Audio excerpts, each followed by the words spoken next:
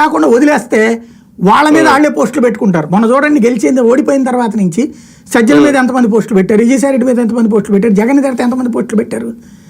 అదే పెరుగుండేది. ఎప్పుడైతే ఇటుకొచ్చిందో తమ మీదనే టార్గెట్ చేస్తున్నారు. ఇక అప్పటి నుంచి మళ్ళీ పార్టీ కోసం ప్రాణాలు అర్పించడం మిగిలించేస్తారు. అవును. కానీ ఒకటిసారి ఫైనల్ గా ఓకే, సమయం ఉందంటే ఉంది, లేదు అనుకుంటే ఇంక ఇప్పుడే ప్రతిపక్షంలో ఉన్నప్పుడు ఏదైనా చేయాలి. ఇలాగా ల్యాగ్ చేసుకుంటూ వృధా చేసుకుంటా పోతే కష్టం. ఇమీడియట్ గా డెసిషన్ తీసుకోకపోతే రేపు పొద్దున ఇదే ఒక అతిపెద్ద సవాల్ అవుతుందా ఎన్నికలకు ముందు జగన్మోహన్ రెడ్డి గారికి? గ్రౌండ్ లెవెల్లో ఉన్న బలాన్ని కోల్పోవాల్సి వస్తుందా? జగన్ వచ్చే ట్రిప్ గెలుస్తాం అంటే అతిపెద్ద దైవ సంకల్పం అవ్వాలి. ప్రస్తుతం జరుగుతున్న పనులు చూస్తే జగన్ మళ్ళీ అసలు గెలుస్తాడా అనేదే సందేహం. అంటే అదే అనేది అలాంటి లక్షణాలు కనబడట్లేదు ఇక్కడ. ప్లానింగ్ ప్రొఫెషనల్ గా చేయాల్సింది బూత్ లెవెల్ కమిటీలు, మండల్ లెవెల్ కమిటీలు, జిల్లా లెవెల్ కమిటీలు, అలాగే మెంబర్షిప్ డ్రైవ్.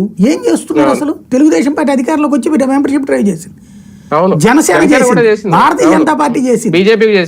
మరి వైఎస్ఆర్ కాంగ్రెస్ పార్టీ ప్రతిపక్షంలో ఉన్న ఇంకా స్ట్రాంగ్ గా చేయాలి కదా. చేయకపోవడం ఏంటి? చేసి వీళ్ళు కమిటీ ఈ కులాలన్నీ ఉండాలా, ఈ వర్గాలన్నీ ఉండాలని చెయ్యాలి కదా. ఎక్కడ చేస్తున్నారు వీళ్ళు అసలు? మేలుకున్నట్టేం కనిపించట్లేదు. నిద్రపోయేవాడిని మేలుకోలేకపోవచ్చు, నిద్ర నటించేవాడిని ఏం చేయలేము. రైట్ రైట్ చూద్దాం. ముందు ఒక అతిపెద్ద సవాల్ కాబోతుంది.